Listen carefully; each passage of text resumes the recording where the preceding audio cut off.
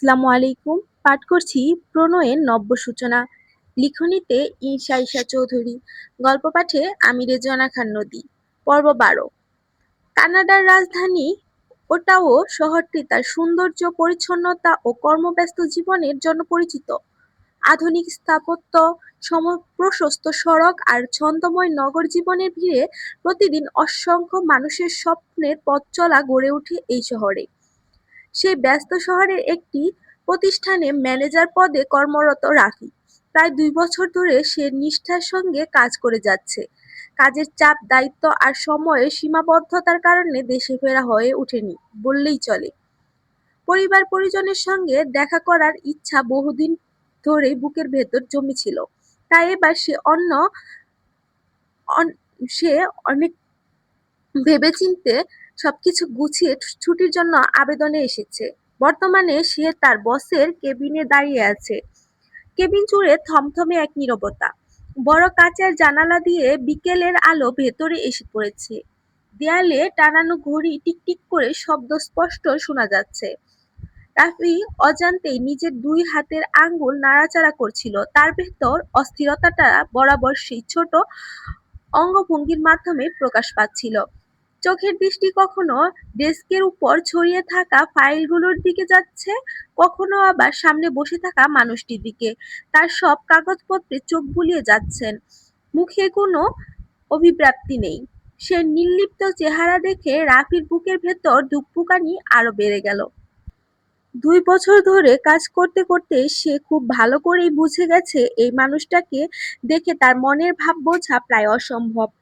তিনি খুশি না বিরক্ত, সম্মতি দেবেন না প্রত্যাখ্যান করবেন তা মুখে দেখে কিছুই আন্দাজ করা যায় না। রাফি নিঃশব্দে একবার ঢোক গিলল, এরপর আবার বসের দিকে তাকালো। মনে মনে শুধু একটাই প্রশ্ন ঘুরপাক খাচ্ছে, আজ কি সে ছুটি পাবে? এখন দৃশ্যপট যাচ্ছে প্রণয়ের বাড়ির দিকে। স্টেজ জুড়ে তখন আলো ছায়ার মায়াবী খেলা। অতিথিদের গুঞ্জন ধীরে ধীরে স্মিত হয়ে এলো, কারণ এবার দৃষ্টি নিবদ্ধ হলো একদিকে ব্রাইট এন্ট্রি পথে। প্রণয় ইতিমধ্যেই স্টেজে বসে আছে। গাঢ় আলোয় তার সুদর্শন অবয়ব আরো তীক্ষ্ণ হয়ে উঠেছে, অথচ বাহিক শান্ত ভাবের আড়ালে তার বুকের ভেতরটা অদ্ভুত এক প্রতীক্ষায় কাঁপছে। কিছুক্ষণ পর ধীর পায়ে সূচনাকে নিয়ে আসা হলো। মেরুন রঙের ভারী লেহেঙ্গার তাকে যেন রূপকথার কোনো রাজকন্যার মতো লাগছিল। তবে সৌন্দর্যের এ আড়ম্বরে পেছনে লুকিয়ে ছিল তার ছোট এক যুদ্ধ। প্রায় ১২ কেজি ওজনের লেহেঙ্গা আর পায়ে হালকা হাই হিল। তবুও মুখের মধ্যে তার হাসিটুকু একবারের জন্য স্নান হতে দিল না। পাশে ছিল ঋতু। ধীরে ধীরে স্টেজের কাছাকাছি পৌঁছাতেই চারপাশে আলো আরো উজ্জ্বল হয়ে উঠল। ঠিক সিঁড়ির সামনে এসে সূচনার সামনে থমকে দাঁড়ালো। আর সেই মুহূর্তে প্রণয় নিজের আসন ছেড়ে উঠে দাঁড়ালো। সমস্ত কোলাহল এক নিমেষেই দূর হয়ে গেল। সে কয়েক ধাপ এগিয়ে এসে নিঃশব্দে নিজের হাত বাড়িয়ে দিল সূচনার দিকে। তারপর কোনো কথা ছাড়াই সূচনা নিজের হাত রাখল প্রণয়ের হাতে। সঙ্গে সঙ্গেই চারদিক থেকে ঝরে পড়তে শুরু করলো গোলাপের পাপড়ি। লাল, সাদা আর গোলাপি ফুলের বৃষ্টি তাদের চারপাশে এক স্বপ্নীল আবরণ তৈরি করলো। বাতাসে ভেসে বেড়াতে লাগলো গোলাপের মিষ্টি সুবাস। ক্যামেরার ফ্ল্যাশ একের পর এক ঝলসে উঠতে লাগলো। প্রণয় আলতো করে সূচনার হাত শক্ত করে ধরে রাখল। অতঃপর অত্যন্ত যত্ন করে তাকে সিঁড়ি বেয়ে উপরে উঠিয়ে স্টেজের মাঝখানে নিয়ে গেল। সূচনাকে সাবধানে বসিয়ে নিজেও তার পাশে বসল। প্রণয় এক মুহূর্তের জন্য সূচনার দিকে তাকিয়ে রইল।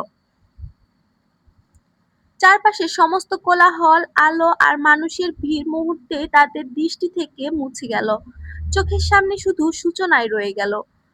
আজ তাকে অপূর্ব লাগছে, সাজে-গুজে, অলংকারে, মৃদু হাসিতে। সব মিলিয়ে যেন এক রূপকথার কোনো পুতুল। তবে প্রণয়ের মনে হলো এই মেয়েটির নাম পুতুল রাখলে ঠিক মন্দ হয় না। প্রণয় একটু ঝুঁকে এসে নিচু স্বরে বলল, সূচনা, তোমাকে আজ ভীষণ সুন্দর লাগছে, একদম পুতুলের মতো। তবে একটা কথা বলি, আমার কাছে তোমাকে মেকআপ ছাড়াই আরো বেশি সুন্দর লাগে। এখন তাদের ফটোশুট চলছে। একের পর এক অতিথি এসে শুভেচ্ছা জানাচ্ছিল, উপহার তুলে দিচ্ছে, আর নবদম্পতি স্নেহে ছবি তুলে যাচ্ছিল ছবি তুলে যাচ্ছিল। সেই ব্যস্ততার মাঝে সূচনা প্রণয়ের কথা শুনে মৃদু হেসে ফেলল। তবে তার চোখে খেলে গেল দুষ্টু এক ঝিলিক। সে নিচু স্বরে জবাব দিল, এইসব মিষ্টি কথা বলে লাভ নেই। আমি কিন্তু বুঝতে পারছি নিজের টাকা বাঁচানোর জন্য এইসব বলছেন, যেন আমাকে মেকআপ কিনে দিতে না হয়। কিন্তু শুনে রাখুন, আমি এইসব প্রশংসায় গলে যাওয়ার মেয়ে নই। মেকআপ কিন্তু কিনে দিতেই হবে। কথাগুলো বলে সে ঠোঁট চেপে হাসলো। প্রণয় কিছুক্ষণ হতভম্ব হয়ে তাকিয়ে রইল। সে তো শুধু মন থেকে প্রশংসা করেছিল, অথচ তার কথার মানে কোথায় গিয়ে দাঁড়িয়েছে। কি উত্তর দেওয়া উচিত সেটাই যেন বুঝে উঠতে পারল না। ওর অসহায় মুখভঙ্গি দেখে সূচনা হাসি আরো একটু গভীর হলো। ঠিক তখনই তার দৃষ্টি গিয়ে থামলো বান্ধবীকে দেখেই। সূচনার চোখ বড় বড় হয়ে উচ্ছ্বাসের ঝলকে ফুটে উঠল।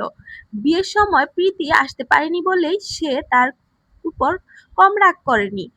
গতকাল প্রীতিকে মেসেজ দিয়েছিল, আমার বিয়েতে আসিসনি ঠিক আছে, কিন্তু বৌভাতের দিন যদি না আসতে পারিস তাহলে তোর সঙ্গে আমি আর কোনোদিন কথাই বলবো না। সেই হুমকি যে কাজে দিয়েছে তা প্রীতিকে দেখেই বোঝা যাচ্ছে। হাতে সুন্দর করে মোড়ানো একটি উপহার আর একগুচ্ছ ফুল নিয়ে সে ধীরে ধীরে স্টেজের দিকে এগিয়ে চলল।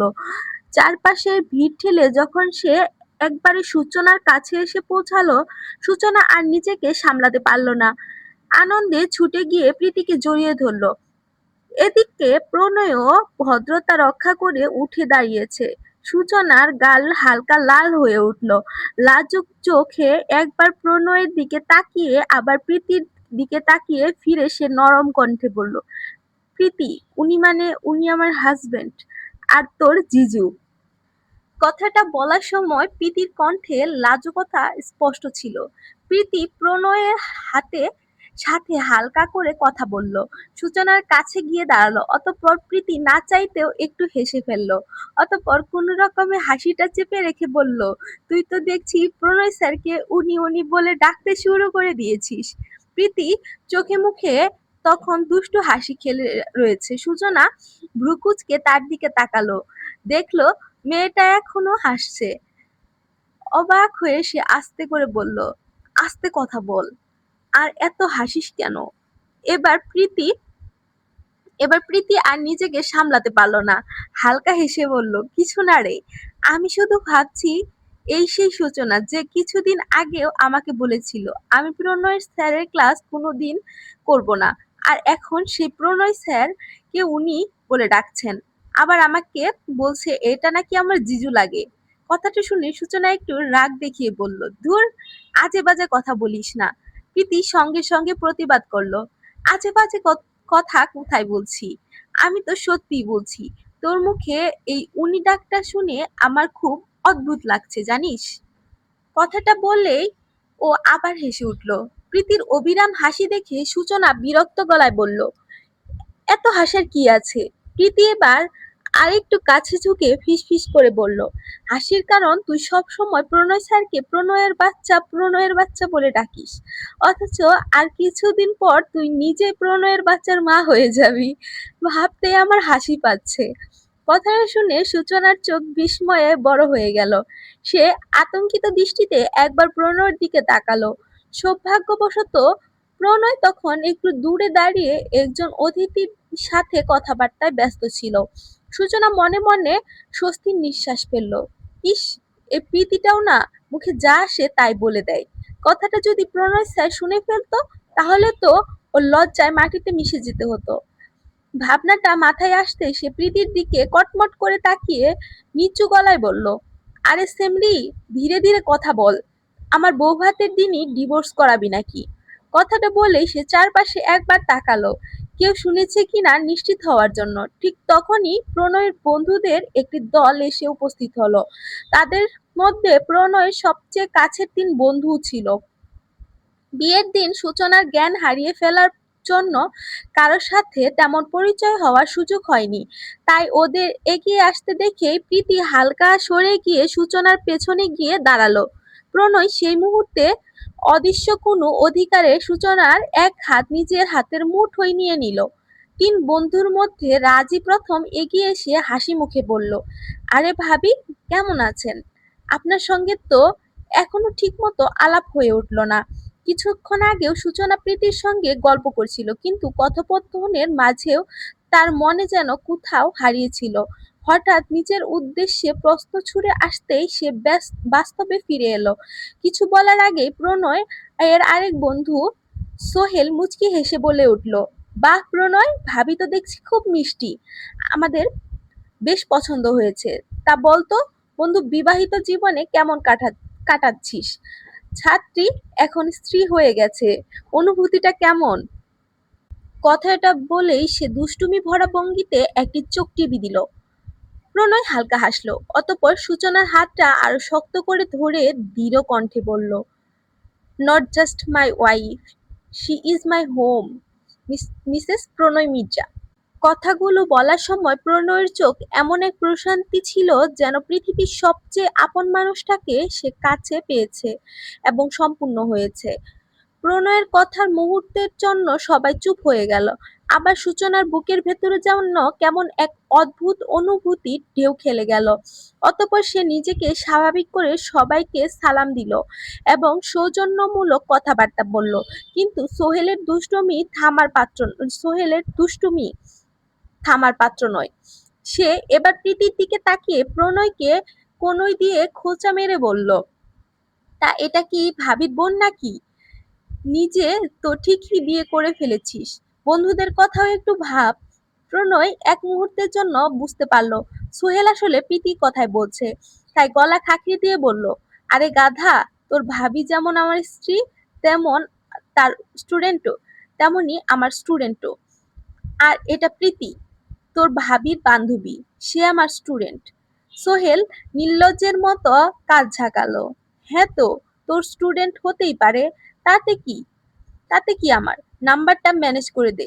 এবার প্রণয় কড়া গলায় বলল, শাট আপ। প্রণয় গভীর মুখে দেখে সোহেল হো হো করে হেসে উঠল। আশেপাশে সবাই মুচকি হাসলো।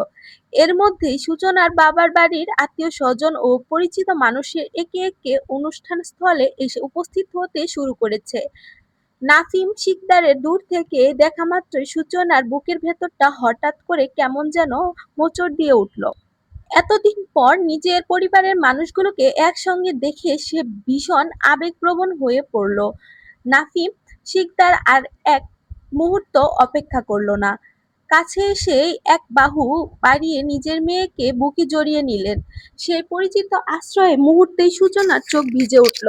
সেও নিঃশব্দে বাবাকে জড়িয়ে ধরল। বাবাকে ছাড়তেই রুহি প্রায় দৌড়ে এসে সূচনার সামনে এসে দাঁড়ালো। ফুপ্পি! উচ্ছ্বাসে ভরা কণ্ঠ শুনে সূচনার মুখে হাসি ফুটে উঠল। সে আদর করে রোহিতের চুল এলোমেলো করে দিল। রোহিতও তার গাল ঘেঁষে দাঁড়িয়ে রইল। এদিকে প্রণয় এগিয়ে গিয়ে নাফিস শিকদারের সঙ্গে কথা বলতে শুরু করলো। ঠিক তখনই সূচনার ভাই হৃদয় এবং তার ভাবি তামান্না তার কাছে এসে দাঁড়ালো। সূচনার চোখের কোণে জমে থাকা জল দেখে হৃদয় মুচকি হেসে নিজের বুড়ো আঙুল দিয়ে বোনের চোখে পানি মুছে দিল। অতঃপর আগের মতো খুনসুটি ভঙ্গিতে বলল, আরে আমার বোন, তুই শ্বশুর বাড়ি এসেও কেঁদে যাচ্ছিস?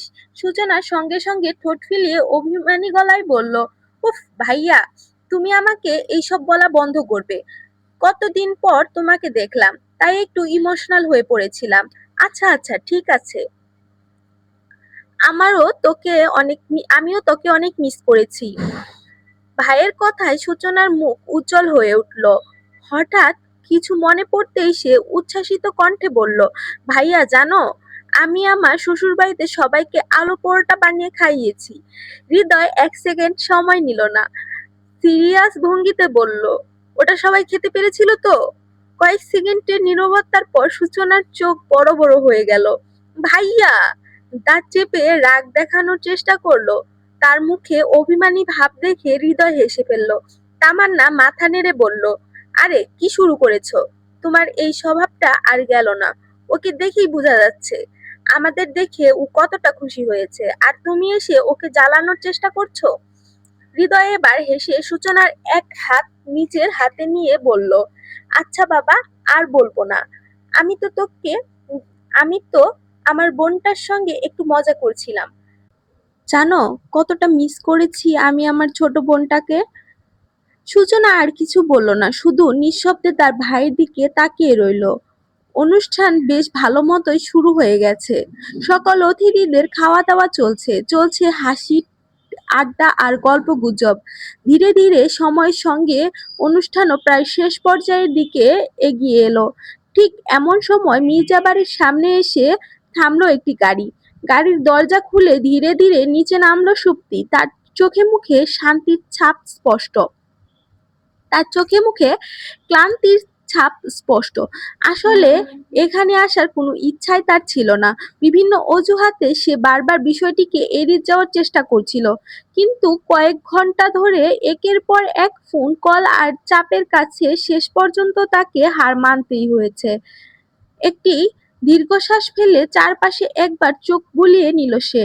অতঃপর ধীর পায়ে মির্জাবাড়ির ভেতর দিকে এগিয়ে গেল। এখন দৃশ্যপটটা আসছে নীলুফাদের দিকে। নীলুফা খাতুন তার নিজের ঘরে চুপচাপ বসেছিলেন। সামনে ছড়িয়ে রাখা ছিল ড্রয়ার থেকে বের করা তার প্রিয় কিছু নেকলেসগুলোর সংগ্রহ। একের পর এক নেকলেস হাতে তুলে নিয়ে তিনি মনোযোগ দিয়ে দেখছিলেন। ঠিক তখনই হঠাৎ তার ফোন বেজে উঠল। স্ক্রিনে ভেসে ওঠা নামটা দেখতেই নীলুফার মুখে উজ্জ্বল হাসি ফুটে উঠল। চোখে মুখে আনন্দের ছাপ নিয়ে তাড়াতাড়ি ফোন রিসিভ করে তিনি স্নেহ ভরা কণ্ঠে বললেন, আমার বাবা এখন কি করছে? ওপাশ থেকে সঙ্গে সঙ্গে ভেসে এলো রাফির উচ্ছ্বাসিত কণ্ঠ, মম, আমি আজ থেকে আজ আমি আজ অনেক বেশি খুশি।